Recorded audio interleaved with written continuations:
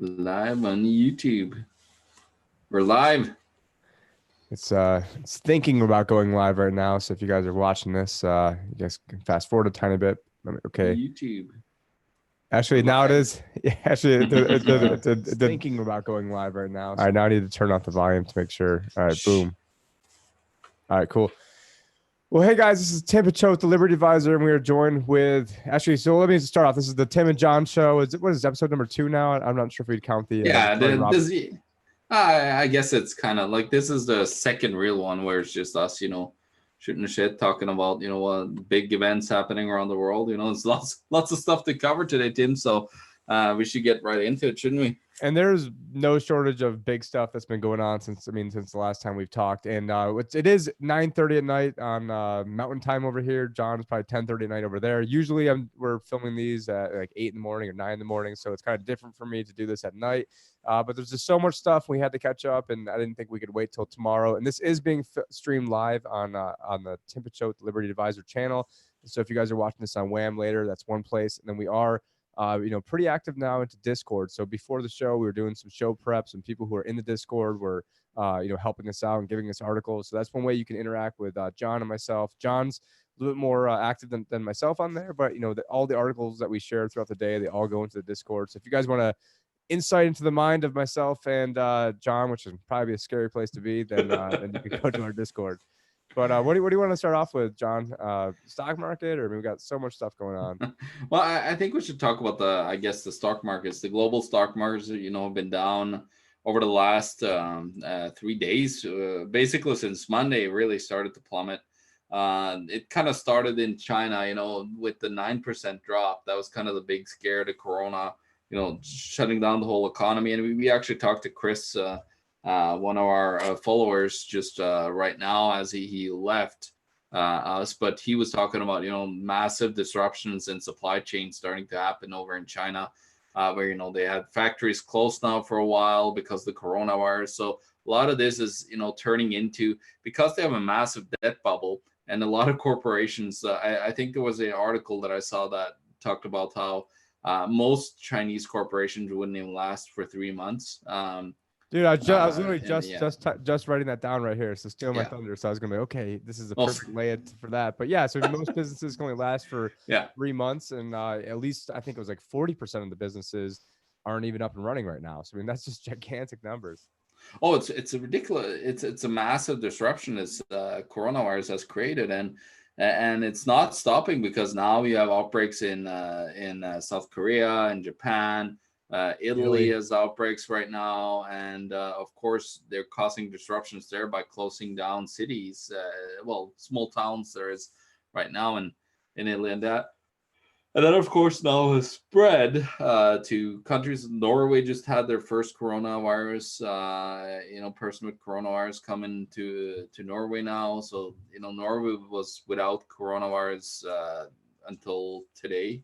So Norway's getting hit with people. Of course, the U.S. Like I think a lot more people will, start coming over with it because there's so many now that and of course the massive overreaction. In my point of view, I think it is anyways. People might think very differently and be very scared of it, being a massive pandemic that's going to kill us all. I don't think it is. From what I've read, it's a little bit, on Only the going to kill on the the people that got overrated side. vaccinated for the flu shot. That's all it's going to kill.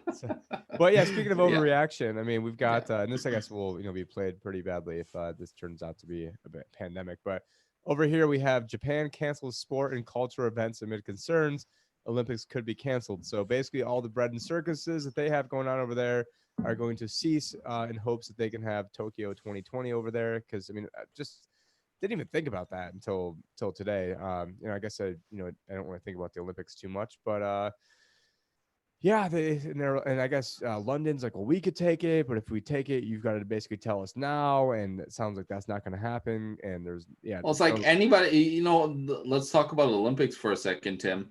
Talking about what happened to Brazil just recently in 20, was it 2016 they had the Rio Olympics, or was it 2018? I forgot now. But anyways, they had the It'd be world 16. soccer, yeah, they had the World Soccer Championships right after. They went bankrupt because of that. very little money left in the coffers of the government. They had to do massive deficit spending in order, like that's what all that the Olympics are, massive just waste of money that is coming into the economy, and it's pretty useless. Get this man a Mountain Dew or a coffee or something to. Well, it's like him up. you know what I need? I need this. Watch this. Like woo! I need cash. Tell me about that. I need helicopter money. We've got helicopter money in what is it, Hong Kong? So what was like $1,300 a month that they're. I mean, what did Andrew Yang go over there and start coming up with their economic policies? Do you know anything about that? What's going on over there in Hong Kong? Well, what they just actually did was that I think we looked at the numbers, $1,285 that they're going to give everybody that's over 18 years of age in Hong Kong as basically helicopter money. That's what it is. It's not UBI. It's just a one-time push into the economy, because the crisis, the protests and everything over in Hong Kong was not only about mainland China coming in and power grabbing and taking over Hong Kong and giving people their way less freedom. It was also about the massive real estate bubble that's there. People basically live in little plastic compartments everywhere. So all they need is they need this, more of this. They need helicopter money, Tim. Is that like Zimbabwe dollars that you're throwing around, like trillions of dollars just going? No. This is like $1,000 bills. It's like fake cash, but it's basically the same as US dollars or Canadian dollars, whatever it is, right? So it doesn't really matter. Yeah, it's all fake garbage. Fiat anyways.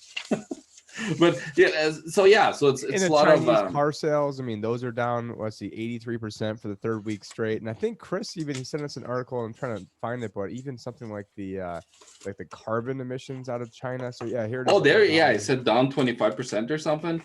So analysis: coronavirus has temporarily reduced China's CO2 emissions by a quarter. So there you go. That looks like that's the perfect. This is the thing. This is Greta what we need to do, Tim. Greta Thunberg is behind this. No, this has done way more than any legislation or Greta Thunberg or anybody.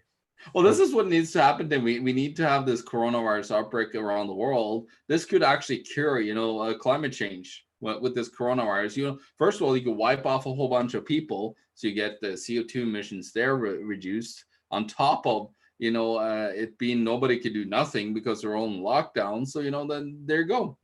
That's saving the climate right there. We need more of these virus outbreaks, pandemics. Let's have a mass pandemic, wipe off 65 million people like Bill Gates wants. That's what we really need, Tim. Well, now we just so we don't get shadow banned and get accused of inciting violence, we are basically quoting none other than Bill Gates when it comes to all this stuff, when he says things like, we need to get carbon down to zero, and this isn't like his equation. It's great. This isn't like you got like a 10-foot car and a 10-foot in a 9-foot bridge, and you've got to have your car go down 2 feet. He's like, no, you've got to get down to zero. And then he shows P as for people in the equation. They're all laughing that it's got to get down to zero. And then goes on to say, if we do a good job with the and I haven't watched this in years, but it's something we do a good job with the food, the vaccines, and the healthcare system, we can lower that number by X something percent. Yeah. And then what was it? Oh, so I also want to point out that Josh Sigurdson was on Sam Tripoli the other day. You guys should definitely check it out. It was an awesome interview, and not just saying that because we're on Wham. I think it was a great interview. And on there, Sam Tripoli goes, "What is this, like Babe Ruth calling out his home runs?" And so it showed, Bill Gates talking about these different pandemics, like right before it happens. And so it's just very, coincidental, and these all come out of the, I don't know a ton about this. I haven't spent a lot of time delving into the conspiracy aspect of it, but it seems like it did not come for that fish market. You got this weaponized biosystem lab over there, then it just conveniently, comes, basically right from that exact area. And they're like, oh no way they could happen from our bioweapons lab that, was researching this exact same thing. Well, yeah, it's like the Lyme disease, it came out of like right where they have a bio lab, and it was a place called Lyme where suddenly Lyme disease appeared in ticks, it goes with coronavirus. So I had a question, in that equation that Bill Gates had, did you have Fiat in there? Did you have Fiat? Is it going to go to zero? Is it going to go to zero? Actually, it's funny because Josh was actually mentioning Plum Island in the Sam Tripoli episode. So I don't know if you saw that. So it's just funny that. No, I did not. No, I haven't had a chance yet. No. Yeah, it's funny that you brought that up though.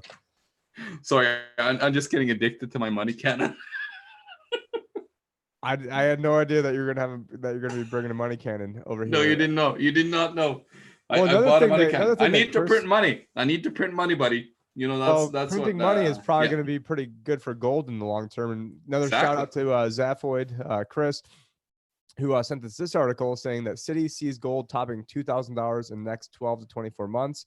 And if you guys want to know what we're talking about and where we got these articles from, we have a Discord. And so everything we save, it goes into the Discord. And then we've got a whole article section in there. And then as we were doing some show prep, which we usually never do any show prep. Usually we just come on and just start shooting it. And so this time we did a little bit of show prep, which is more of us probably just, fooling around. And then, yeah, this is part of it. But Citi sees gold topping $2,000 in the next 12 to 24 months. And this is even, Citigroup talking about this. And I mean, you just have to look. I mean, what was it? China the other day printed like 2 or 3 Mondays ago, printed $174 billion. Yeah, exactly. In one day. Which was actually, that's not actually now more than the market cap of Bitcoin. Bitcoin's right now is about 160 billion, and they printed more than that just in one afternoon. No, it's ridiculous, Tim, and this is what's going to happen, and that's why you see the Hong Kong, their central bank putting out the helicopter money. It's all about keeping the system from ending up in deflation, right? And because that's the biggest fear of any central banker, and of course, Mr. Ben Bernanke of all of them, back in 2002 had his big talk that Osama Ben Bernanke. Yeah, it basically said that if we get deflationary pressures, just don't worry, because the pressures of the printing. He said the pressure of the printing presses would be applied, and inflation will eventually win over deflation, which is of course the enemy of any fiat currency system that needs constant debt in order to of course be alive. Inflation will eventually win over deep. So yeah, no, but it's interesting. We were just talking about how the Federal Reserve balance sheet has flattened out a bit here, and how it's interesting how the coronavirus came right at that time where the balance sheet was starting to flatten out, and all the protests going on over in Hong Kong. Yeah, and of course, like if you take a look at all this money printing around the world, and it was kind of like a great detractor from a lot of I sent you another article, I believe, Tim, from Beirut, but this is from Lebanon. They had serious bank runs over there in Lebanon, and mass crisis where people are severely starting to question the banks. It was more than a 401k bank run then, so it was like no, this is an actual bank run. Like people didn't even run, they just went into the bank and stole their money back. Well, at least they tried, but nobody can get their money out because it's capital controls there now. So it's just pretty crazy over there. It's Lebanon, other countries around the world are starting to see pressures on their banking systems because of this deflationary pressure that's This is the greatest economy ever. I mean, John, what are you talking about? I mean, if it's so great that subprime credit card delinquencies spiked to record high and surpassed financial crisis peak.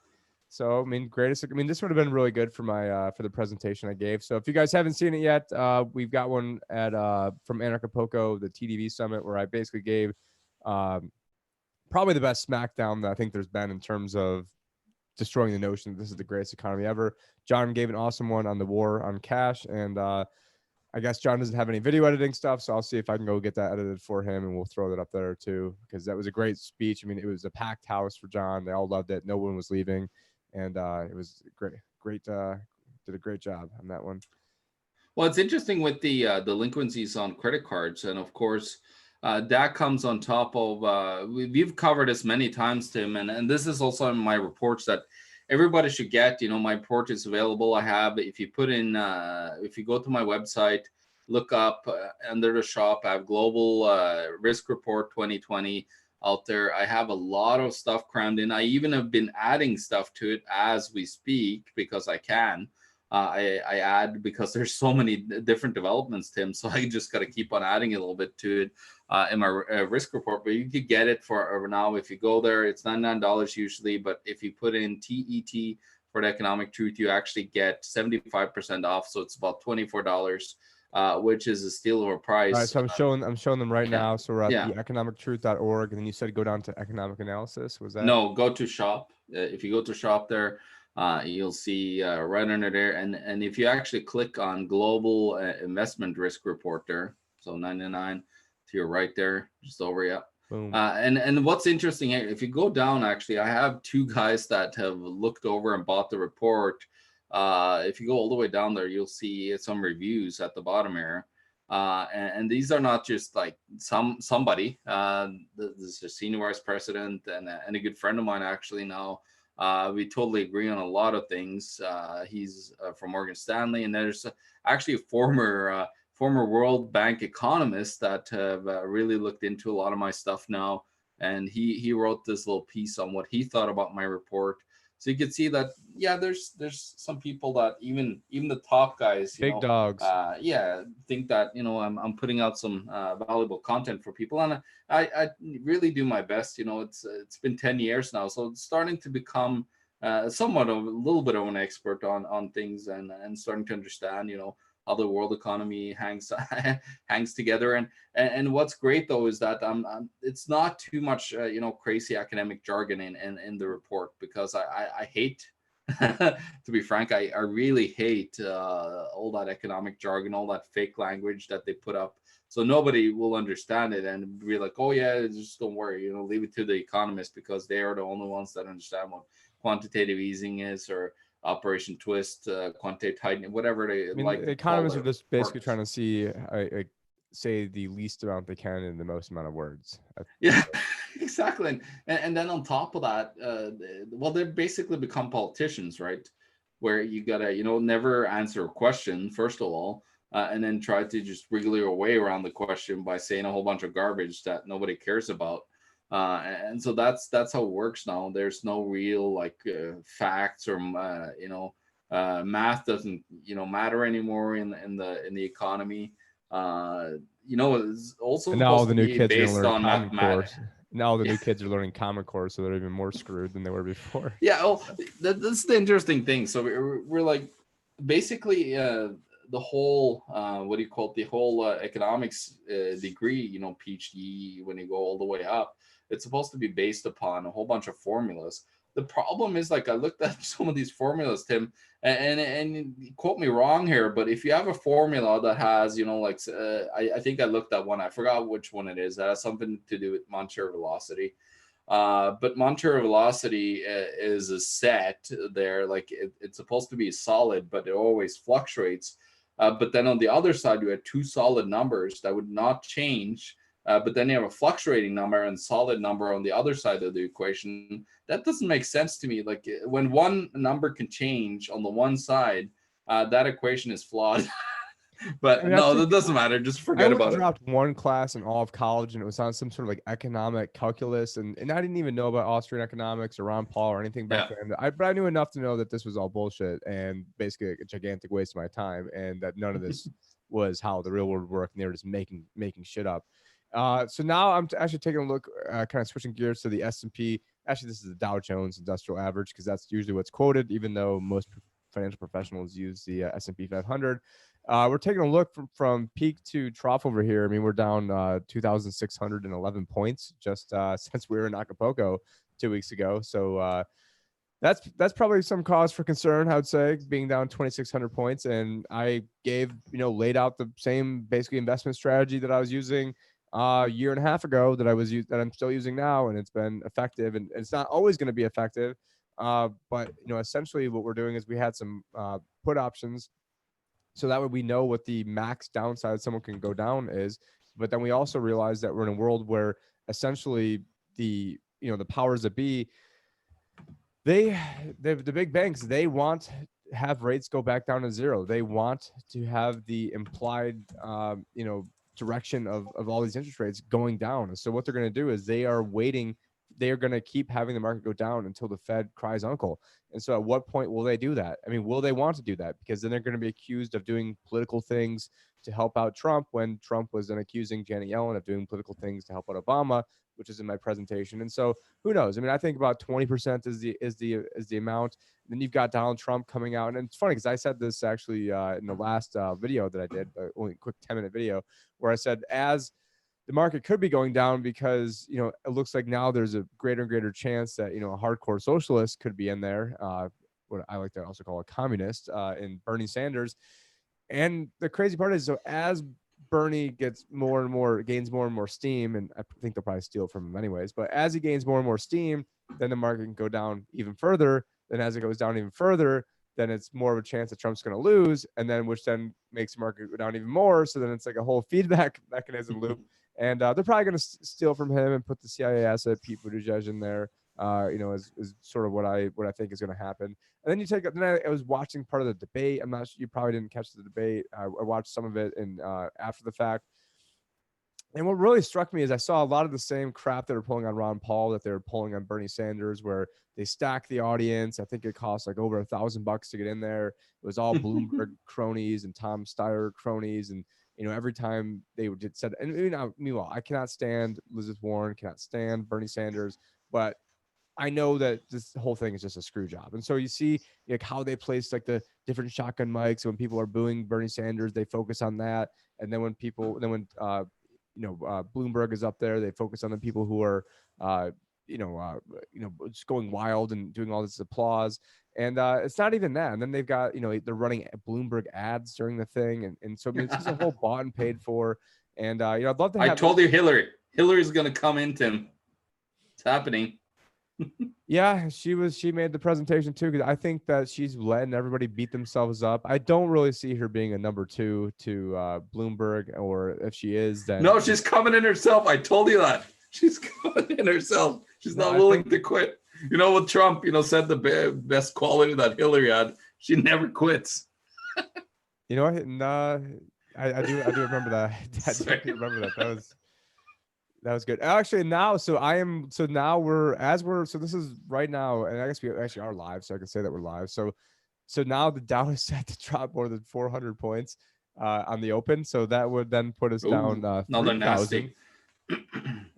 Things are starting to heat up over here, down over 3,000 points from and that was today. They were the last 2 days, mind you. The Dow implied open was, I think, like 2 days ago, it was like 230 or 250. And today it was like 100. And I posted about this on my Facebook saying 100 implied open when you've gone down 2,000 points is a terrible, terrible sign, because it's probably like the plunge protection or some algos in there who are buying. Unleash the cash.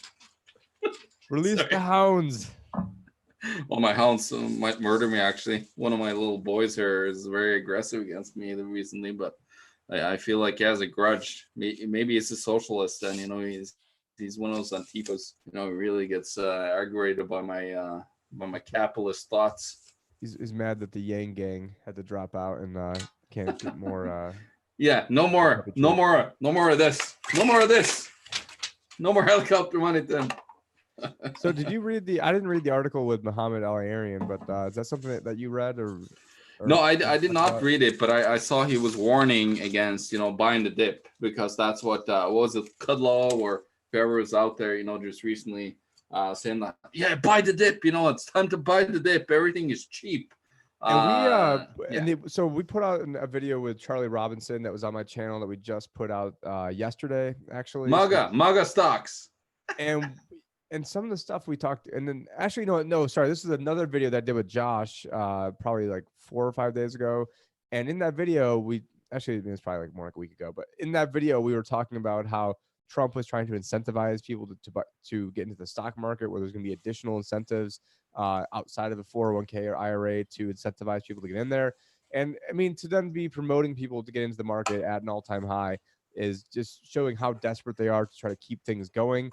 And I guess that plan is probably going to be back on track, because now that things are going down, they need to just game things as much as possible. And if you guys have not seen the presentation I gave in Acapulco, I mean, literally all of it just like builds into exactly where we're at right now. I mean, super highly recommend that. John was my cameraman for that, so it was nice enough. And you blew my mind.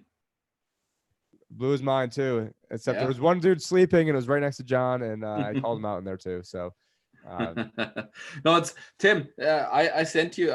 We just got to talk about this because I sent you a link to the share price of Moody's, because we got to talk about these rating agencies. As you know, we was that got on delinquencies Discord? and Was that credit. in the Discord Discord, general? yeah. No, in our me and yours chat.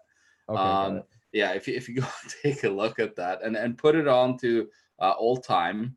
So we could actually see the old time stock chart here. We're just waiting for Tim to pull it up. Just you got to watch this, because this is interesting. So this is the rating agency, one of them. You know, we got this Standards and Poor's and Fitch, of course, but Moody's. All right, we got it. Here we go. Now it's coming here. So take a look at this. You know, this is very interesting. Take a look at that massive rack up here.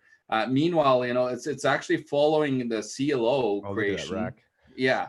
It's just basically following the collateralized loan obligation, that they're rating, which is basically a derivative, which is the same as, the derivatives that they built for the credit defaults, the collateralized debt obligations back in 2007 when that collapsed. So now you're seeing the rating agency here is, again, and it's skyrocketing.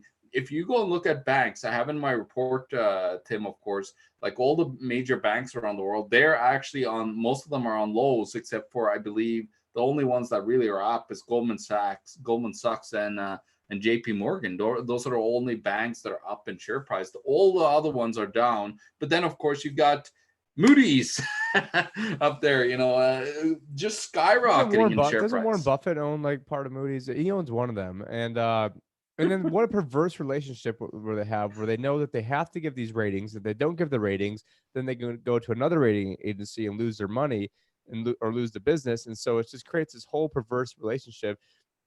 And then I talked about this too in the presentation. I can't remember the stat off the top of my head, but it was something like 46% or maybe even higher than that.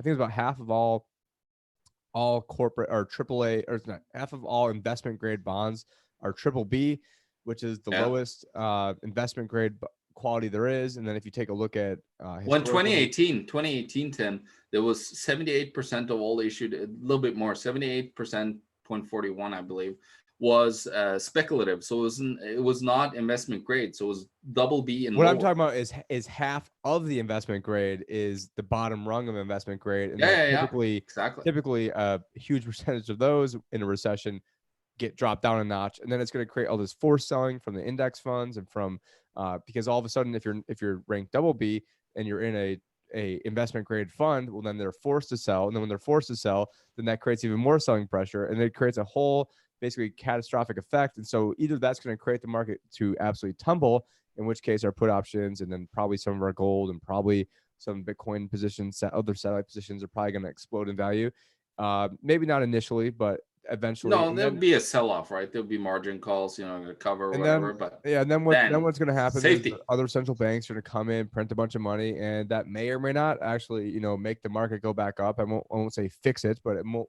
And so we're in a situation right now where everything is artificially gamed, and if the market goes up a lot because it's more artificially gamed, we'll win because of that. If it goes down a lot, we'll lose, a lot less than everybody else, probably mid-single digits, in the mid-single digits, and then we'll come in and buy a bunch of stuff that got lost way too much value, and then I think we're going to come out ahead in this. But the problem is the average person then is going to be way worse off, and they're going to try voting in more hardcore socialists and communists. They're going to vote for more government, make things get even worse. And and for those of you listening to the podcast right now, not actually viewing us, John is having a great time over there.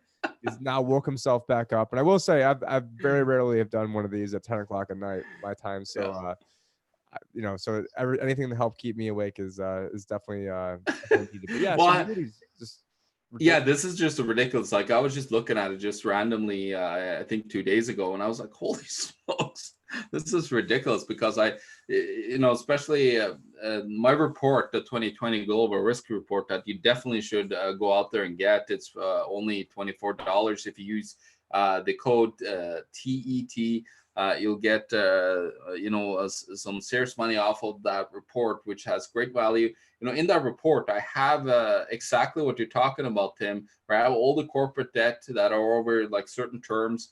And the longer the terms, Tim, the more triple B. So basically, I think it was, I forgot how much of that actually report it was, but Throw it some was B's just, on that. yeah. Oh, so here we go. We got Moody's Yeah. Corporation. This is a little about 2.5 years Oh, old. this is Mr. Buffett. 12.8% stake in the entire There you company. go. This is a couple years ago. I'm sure it's probably floating around that somewhere. He's probably bought more. But That's then they probably have, what's but then he's they have driving other up the share price. But then they have other companies, and those other companies that they have can then be rated by Moody's. And so then it's like you're buying, it's like the fox guard in the hen house that you have, that they can then go to the other companies and say that they're financially solvent, because if they weren't, then the value of their portfolio would go down. And if it does go down, I mean, the largest recipient of bailout funds was Warren Buffett. And so they want to raise your taxes because your tax money goes to them. That's why the rich don't pay, the ultra parasitic elite. They don't pay taxes. Well, talking about Buffett, he just bailed out like last year. I was last year or I think it was 2017, 18, where he bailed out Home Capital Group, a home lender that was going belly up here in Canada. But then 6 months after, they issued a mortgage-backed security. Interestingly enough, that was AAA rated, and of course, he bought and he owned Home Capital Group. He bought it with I think it was $13 billion acquisition that he did. And then, of course, well, he buys, he owns the rating agency Moody's, which rates then, AAA. That was, it was supposed to be insolvent, most of the debt in Home Capital Group, but no, now it's fine. It's interesting how, it kind of coalesces with the issuance of CLOs. It's like kind of right at the end, or these derivatives are kind of right at the end of a credit bubble, because you got to get them off their books, all these by using these special purpose vehicles and entities, as they're called, corporations that they shovel these mortgages into. And then he was calling derivatives a weapon of potential financial destruction. And here he is, helping, change the laws to so much stuff. I guess some other stuff, kind of switching gears here, because back to that debate. So one of the things I saw in the debate that really struck me is there was a spot where, I mean, first off, Joe Biden was taking credit for everything. I mean, every single thing that had been done is like, I was the one that did that, and I personally did this, and this is because it, like basically he's like the Al Gore of inventing. I mean, it's sort of inventing the internet. I mean, basically made every single claim that everything was his fault. I guess not fault, like he's taking credit for it. And so one of the things that he was taking credit for was the 94 crime bill, but then they cut him off because he was trying to brag, because they were talking about whether marijuana should be legalized or not. Yeah. You got, Michael Bloomberg, basically being up there saying, it's a dumb idea. We don't know what the science says about this. And then you've got Joe Biden's like itching to get in there. He's like, I wrote the 94 crime bill. I established the 94 crime courts. And then they cut him off. And then they go over to, then like later on, he's then talking to Tom Steyer, who Tom Steyer owned a bunch of private prisons. And so he's like, and how dare you own all these private prisons that, you're exploiting black people. Like, oh, they're the same black people that got in there because of the 94 crime bill that you wrote. I mean, is that not lost in anybody? I mean, I watched very little of this. Well, I think people are stupid, Tim. That's what it all comes down to. They just think you're a sheep, a moron, a useless little peasant out there that know nothing, that they could just blatantly lie right to your face. They saying one thing, like within just minutes, right? They're saying a totally different thing. So and now Bernie Sanders is a Russian agent, and he's a Russian. I mean, so here we go. Facebook investigates suspicious pro-Sanders content. And actually, even on my Facebook page, they said that they need to verify my home address again, or else they're not going to let me post. Hey, don't believe them. It's the Swedes. They're behind everything, Tim. I tell you. Damn Swedes. Yeah, the Swedes. Look at the IKEA empire. He was actually Nazi. The head of. He died now, but he used to be one of the biggest Nazis in Europe, actually, back in the time. So there you go. It's the Swedes, Tim. I mean, and then part of your presentation, you're talking about how the Swedes had was it the first central bank, or they're the ones who sort of. Well, yeah, actually, they had they had the first private bank. Well, not the private bank, but it was interesting. And let me just tell that story because it's pretty hilarious. So the Swedes, of course, back in, and this is the 1600s, mid 1600s, they used to have something called the copper dollar, which was just humongous. Like they were literally from I believe they were all the way down to £5, all the way up to no 5 kilos, all the Are way they up to shaped like 40 at least like a kilos. barbell, so you can kind of get like dual use out of them? No, So not even that. you're like, Like they just were like useless plates that was stamped by the government. So they were like massive, and they had serious issues to actually like collect taxes on it.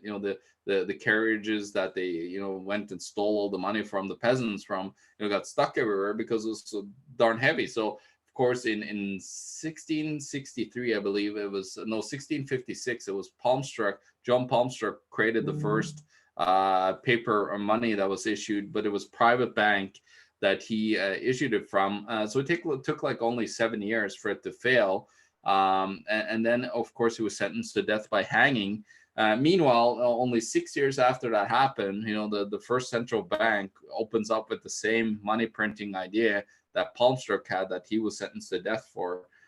So that, but yeah, the Swedes actually created the first central bank of the world. So that's kind of interesting. We were talking about Swedish domination here. They are, Tim. I'm serious. I The know Swedes John. are in John being a control. Norwegian, we just lost all of our Swedish audience. So No, I got lots of friends. They know how we always trash talk each other. It's a natural thing that you have to do. If you're Norwegian, you're supposed to hate the Swedes. and they'll Hate, right? probably just talk about how Uh, they've got better hockey players and a lot more well, Olympians. You won't be able to. it's really funny. We actually have opposite jokes. So the Swedes have the same exact joke about the Norwegians. So it's pretty funny listening to it. Well, speaking of Yeah. funny, one other thing that I came across today, I didn't really read the whole thing, but we've got Cenk Uygur, the Young Turks dude, says a union would hurt progressive outlet, and then I mean somewhere in here it goes on to say that if they had a union from the beginning, that there's no way. He said if there had been a union at the network, it would not have grown the same way it has, and I think somewhere else he goes on to say. For a smaller digital media company, those are absolutely real considerations. It doesn't mean you shouldn't have a union. Everyone should know the full context. And I don't know, basically he goes on to be like, well, you can't because of all the, the bureaucracies and rules and additional costs have a union. And here he is, Mr. championing unions and Mr. We need pro democracy and what the people think. And so they want to, he wants to complain about how hard it is when he gets paid a shitload of money by YouTube. They force feed all the Young Turk crap down her throat. Whereas our channel and, on World Alternative Media, we're basically have both our arms and leg chopped off, swimming upstream while getting dunked and crapped on the entire time. And then he wants to go out and complain about how tough it is. And, everybody else should have a union, but, let's not have us and let's not have ourselves have a union. And just like, all these elites in Greta Thunberg, like, oh, everybody else, you guys can go live in squalor, but while we fly around in our private Well, jets and go to our 10 houses and yeah. Well, hey, let me tell you about unions. I grew up in Norway. Norway is like laden with unions, like everywhere. It's all over the place, and we actually, because of unions, that you had an increase on an average 3 to 5% of salaries for everyone. So literally, like you're having the unions pushing everybody into hyperinflation, and Norwegian inflation is ridiculous. And of course, we have the highest debt in the world because we have the highest taxes.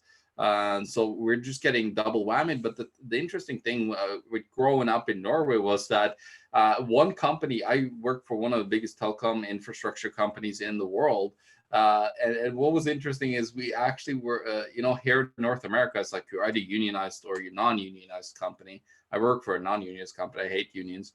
But the company in Norway was both unionized and non-unionized people, Tim. And what was interesting is I got paid a lot more than the union people because I actually independently negotiated and I was a good skilled worker. So I actually, worked by myself doing great work and, got appreciated by that by races instead of the union guys sitting on their ass. I used to have the head of the union working for me. He destroyed one of my jobs. We lost like, almost like 50,000 kroner, which is equivalent to almost $10,000 just because of him showing up to work and then doing everything wrong. not telling anyone, and like, yeah, it's just like I can't despise them. And of course, they went on strikes all the time, and then like they literally tried to blockade the roads into the work site, so I had to get by there. Like I was non-unionized, so I always worked.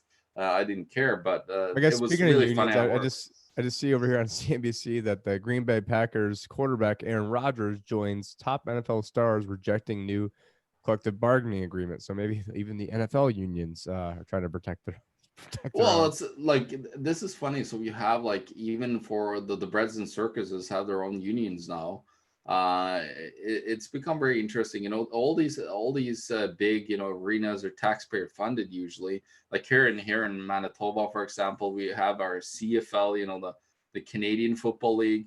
Our team just got. Of course, we won this year, but like actually the same year they got actually bailed out because the provincial government took on, I think it was like something like almost $30 million worth of debt that they took on that they failed to pay this sports club. So they've basically been bankrupt, but then they took all the debt and made it, a taxpayer bailout, basically. So Well, that, right by yeah. me. So I'm right next to Glendale, Arizona. My new house is actually like literally like across the street is basically Glendale, and I'm not in Glendale, and specifically because I think it's the second most indebted city as like a percentage in all of America, because they brought in the NFL stadium and they had taxpayers pay for all of that, and they brought in the hockey rink, and it was in a part of town that wasn't super popular and kind of far away from things. And so I mean they were doing the math like even if they sold out every single time and they were selling X amount of hot dogs and like all these rosy projections, they still wouldn't break even.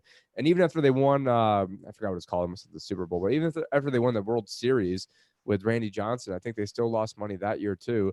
And so, and then they, for like Dodgers spring training, like spending like $100 million or maybe even more than that, maybe like 250 million, something. It was something crazy. And it's weird because right now we're just sort of like just spitballing on random things that we definitely weren't originally going to talk about. And so I'm on CNBC.com. Actually, let me go back to the homepage. Oh, and now Dow set to drop 450 points. Well, Nikkei has dropped 0.5% since we started talking, by the way. So this is just a predecessor of what's usually happening in Europe. Like Nikkei is very tightly actually tied to the US dollar, like the yen. Usually there's a lot of carry trade. So people borrow in negative interest rates over in Japan, and then they invest in high Yeah, yielding the carry assets trade. around the world. Yeah, exactly. Well, I So it's found yeah.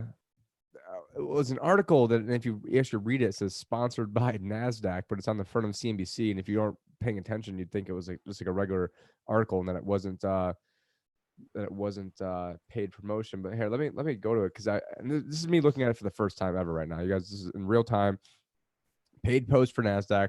NASDAQ's proposal to improve market quality for thinly traded small and medium sized companies. So I guess here they are trying to do things to promote, promote the market, to promote economic and pricing efficiency by focusing on the listing and trading of thinly traded securities, to encourage national securities exchanges that are basically, it's like we're just trying to put lipstick on a pig over here and try to prevent the market going down, is how I'm reading this. And maybe one of the reasons why the market's going down is because, and this is a Zero Hedge article that I think just got posted, where it shows The Fed is coming. Woo! oh, literally. And so scientists discover HIV-like mutation, which makes coronavirus extremely infectious. Now, I'm not a doctor. I'm just reading this right now for the first time.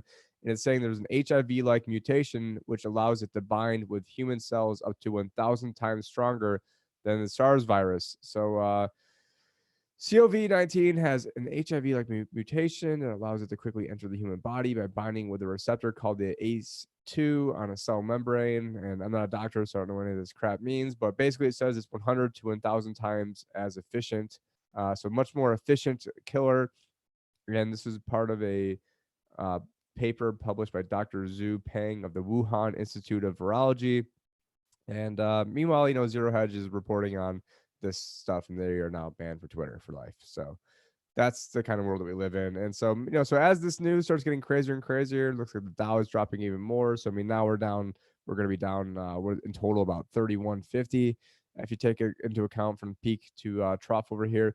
And so people have, accused me sometimes of shilling and, oh, you're trying to do so much selling. But you know what? If you listen to my strategy 2 years ago, you'd be way up right now.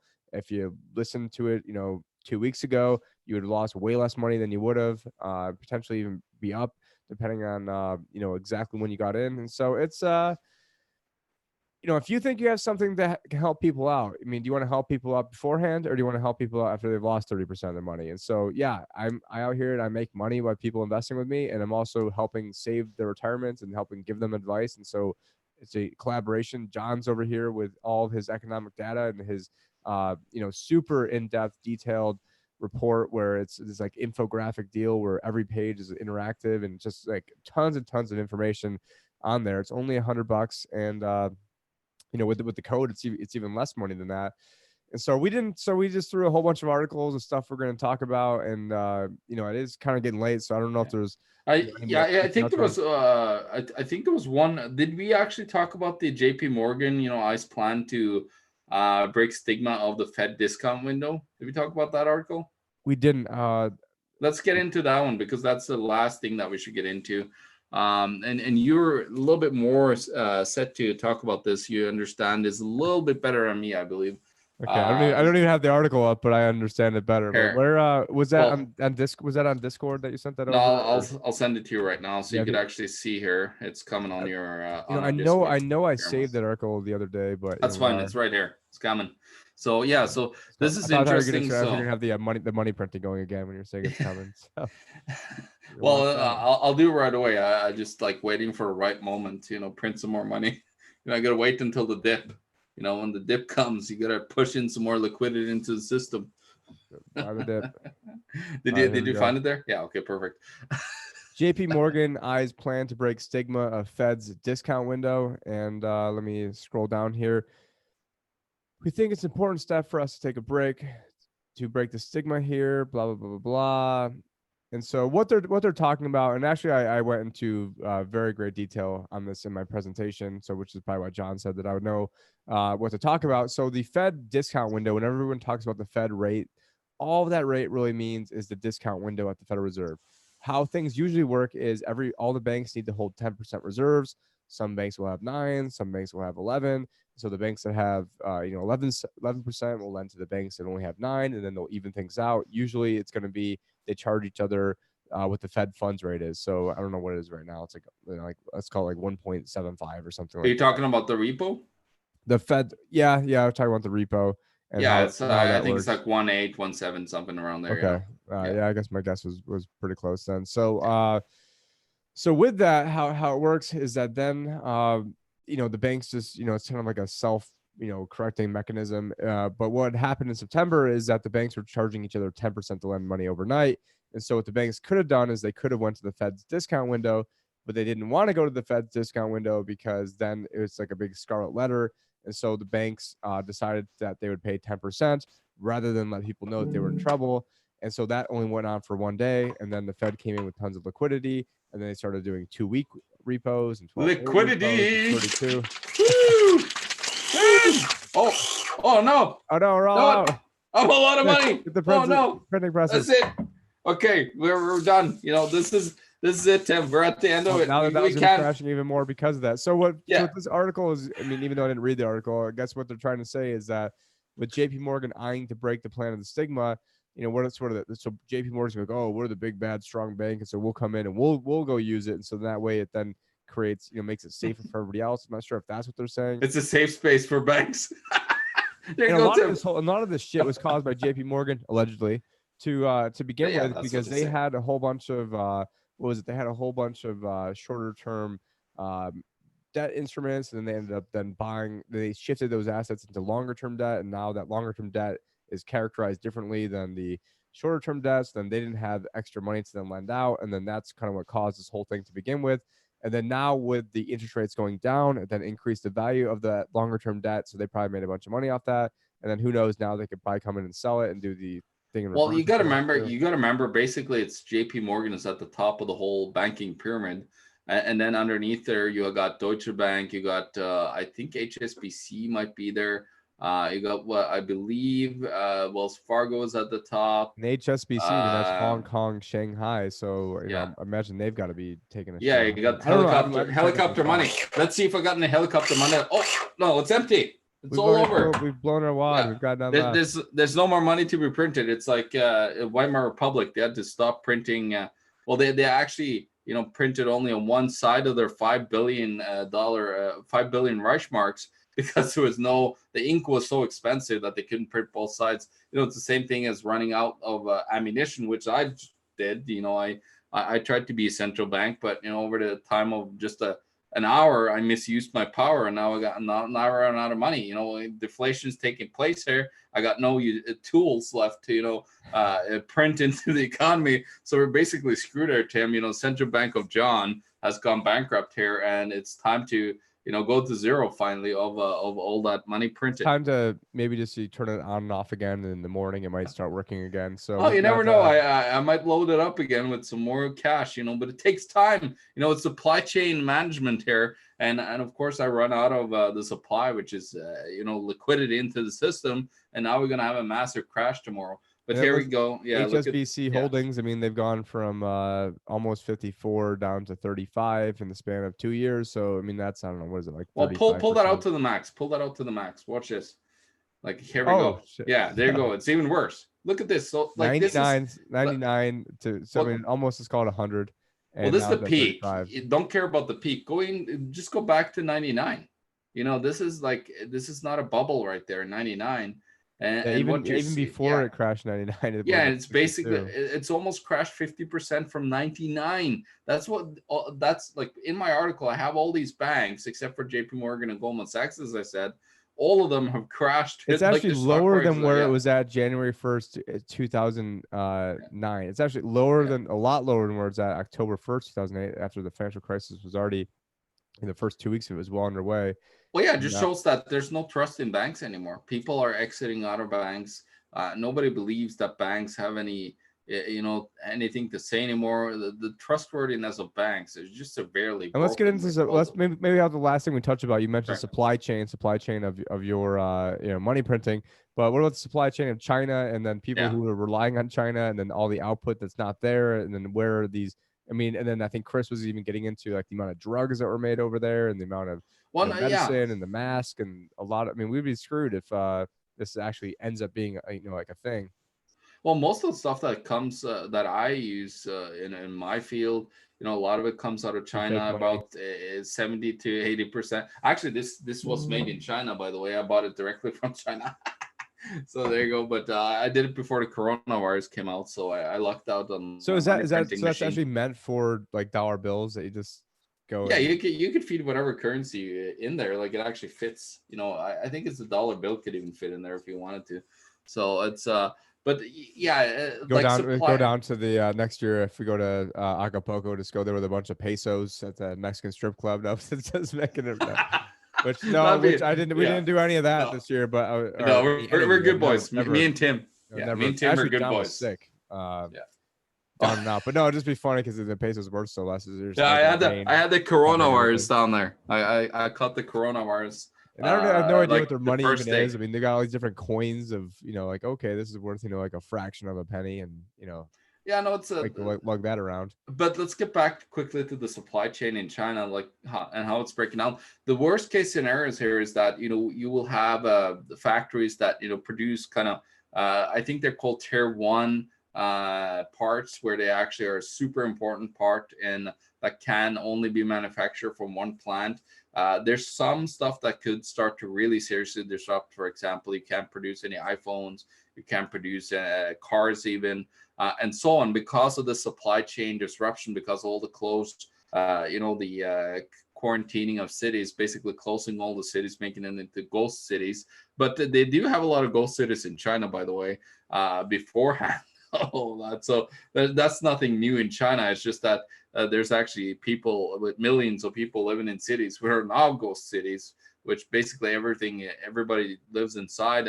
And this goes back to what we were saying, that it's so important to have the supplies when something like this could happen, because the government will just. It's so important to have an extra whole ghost city on hand. Thousands of them, just in case something like this happens. Yeah, exactly. You could just go out of that city, and then how about just shipping everybody to a city that's made for 5 million people? They could just ship all the corona people over there and just put them into one big ghost city. there you go. No, we shouldn't laugh about this, but again, it's just ridiculous. Like the amount Well, of it's like gallows government humor as like the whole world's overreaction. burning, and we've got it could be Bernie Sanders versus Trump, and then people want to call me an extremist, and like extremist compared to what? I mean, look at this, you know, absolute shit show that's going on with this whole presidency thing, and I mean, Well, that's what it is. I think it was spiced up. You got to laugh about it, but it really was spiced up when Trump comes out and tweets all the time. He doesn't care what he's saying. He actually, I think Trump did a lot of good things on that side, where he actually kind of opened more for a little bit of free speech, at least to people daring at least more speaking up against this, totalitarian Actually, I like a lot of the stuff that call he for Marxism. Yeah, a lot of stuff that people criticize him about are like the things I like, and then a lot of yeah, things that people he are like, does. and a lot of the things that people like him for are the things that I don't like him for, because they're like, oh well, you gotta admit that he's doing great in the economy. I'm like, oh well, Well, here, yeah, watch this it's video, then basically like, you'll see. yeah. Well, you saw like I ran out of ammunition here, and that's what's gonna happen with the Federal Reserve. They're gonna. I believe the Federal Reserve will end up like what Bank of Japan has done. We were talking about the Nikkei. Basically almost like now very close to What did you say? It's evaporating like year-over-year returns. 87.12% of all the Yeah, major 86 ETFs. point 11, Okay. and that was as of mid 2018, I believe, when I looked at the balance sheet numbers versus the actual physical Which supply of that is ETFs. that's actual fascism. I've been pointing it out for a long time. Oh, They print money yeah. up out of thin air, use that money to buy back their stocks, which is then the state buying up the corporations, which is the state and corporate merger, which is fascism. But never hear Antifa talk about that. Never hear the Democrats complain about that. Yeah, nobody's talking about share buybacks. Isn't that interesting, Tim? We got what was it, 400 billion something in 2019 of share buybacks, and there's so many no names. I have the list in my report as well, where you just see like Microsoft, Apple, Wells Fargo, Raytheon. Like you could just basically list almost every like S&P 500 almost was on that list. But that's just what they've done, and they bought, sometimes some companies almost bought 20-30% of their shares back, which is just ridiculous. And there's no, like, we've gotten to the point where I call it the financialization of the economy, where when you can just make money with money, and there's no real reason for us to actually go out there or like do the work that I do, for example. There's no reason for me to go out and work. I just sit at home and trade and make money, because the stock markets always goes up. Or just put some money into real estate, and the real estate would always goes up because of money printing. We're all fine. But the problem is with that, that really fuels a massive inflation over time, and you've seen that in mainly the stock market and Hey, but the everything is going to yeah. be okay because Mike Pence has been appointed the czar of the coronavirus for America. So now that the government's coming in to help, There you go. I wasn't worried before, but now that I know the government's trying to stop it, and now that actually gets me worried because they'll probably fuck it up even more. You know who we need as the czar. Who would be a real good czar for the coronavirus. I think Bill Gates needs to be in there and be the czar. Talking about how we could really depopulate the United States and just get they really should advocate to get the coronavirus everywhere, because this could be a real awesome pandemic that could really fulfill a lot of Gates and all these other guys' goals of reaching zero carbon emissions, because any human that is eliminated from planet Earth, we shouldn't laugh about this, but this is like the reality of what these crazy morons are talking about. Is I'm the laughing more because it people you sounds insane, yeah. but I know it's true. So Yeah, and it's crazy because like the more people you remove, well, now there's less CO2. But the problem is like nobody's talking about volcanoes or anything of that, that spews out, so which my much. flight was actually diverted coming back from Acapulco because a volcano went off. So I've never had that Yeah. one happen before. Yeah, So and actually, this is hilarious. We're talking too much here, but with the IPCC, they're actually, I think, was in 2 years from now, they're gonna actually start implementing into their numbers, calculate actually the interference of the sun on the climate. They haven't even used that yet. which is just beyond my grasp of understanding. Because And then like a Dr. little Tim bold. Ball gets like sued over saying stuff like that, even though I mean everyone knows. But it's actually, obvious. but actually, he sued Michael Mann for the hockey stick, and he won. So it's like he's done a lot of wins. He actually was probably the main guy behind, you know, the EPA and everything over there, because he went over there. Like when I talked to him when I was in Phoenix, actually at the we called it an inconvenient lie. It was basically the anti-global warming kind of case. We tried to invite a whole bunch of people that was for global warming, but I think nobody wanted to Ernie come. went there and he actually Yeah, had a sign that's how that I said, actually meant. That's actually how I met Ernie. I think his sign says something like what happens when it gets cold, or like what happens when, you know, if we Yeah, get but the it was next ice age. but just like discounting the sun, that's like totally insane to me. Like the sun literally like well, on my weather station that I have, one it was one day throughout summer, it was warming 1038 watts per square meter. You know that sun doesn't have anything to do with warming. And And nobody has any idea what yeah, that means, but we'll just take your word that it's a lot. but it's but, well, think about it. It's like putting a baseboard heater within a little tiny 1 by 1, you know, 1 by 1 meter square box, Your and then closet. sitting in there. Yeah. So yeah, that's gonna be hot. But that's how hot the sun gets, and you know, we kind of discount that the sun doesn't have anything to do with the climate. It's just beyond my belief. Like now, there's actually a lot of experts. You should look up Suspicious Observer on YouTube. He's a fantastic guy, super smart. Like he's looking at how space weather, you know, the solar, you know, solar winds and all this stuff affects actually and creates sometimes hurricanes, and it affects earthquakes, and it's just like Well, good thing crazy. we've got a How space yeah. force to fuck up their space weather that's messing with the planet and all sorts of Well, other stuff. yeah. Anyways, No. dude, I need to get going to bed. Yeah. I'm usually never Yeah. up this late, but anyways, it's No, been I great got you. hanging. Thank you. This is the Yeah. initial live recording that didn't even plan today, but we're just like, when can we get together? And I didn't feel like, you know, doing it tomorrow night. So I'm like, you know what, my kids are in bed. Let's just do it now. So Yeah, there we go. so if Look you at guys this. want to, you know, see the stuff that we post on a weekly basis, or actually not weekly, daily basis, different articles Yeah. on the Discord, I'll link that in the description. Also, we'll link the Anacapulco video that I did and at the presentation that I thought personally, in my own humble opinion, thought it was pretty fantantastic on all It was basically top everything that's notch. going on right now. I could vouch for that. Was that a okay white supremacist symbol that you're posting up there? I don't know if you're allowed to do that now, so we're gonna get even Hey, more it's shadow banned. it's a red supremacy. That's what it is. I'm not white. Well, I'm Yeah, actually very white. I'm way whiter than you. So like translucent. But if you're standing next to Naomi, then you might not be as white as her. no. But yeah, but yeah. Anyways, no, Anyways, but yeah. thanks for joining us. You know, we will be posting, so not everything makes it onto World Alternative Media. And so with this, we have a little bit more control of it. So if you guys want to go subscribe to Tim Picciott, the Liberty Advisor channel, I'm trying to get John to have his own channel too, but you know, it is sort of a pain trying to upload videos and stuff. So I've told him he should put out his own The Economic Truth deal. It's And coming. It's coming. Just wait and wouldn't that be see. a great time to have more of that dollar bills flying out of there? I'm But, getting some theft back from the government. So okay. Cool. Well, anyways, no, thank you guys for joining us. This is Tim Picciott, the Liberty Advisor, and this is, and actually, we didn't even practice this out, but I'm hoping you just say your name now. So then, Tim Picciott, Liberty Advisor, and John Sneisen from the Economic Truth. take care, guys. Thank you for watching. Adios.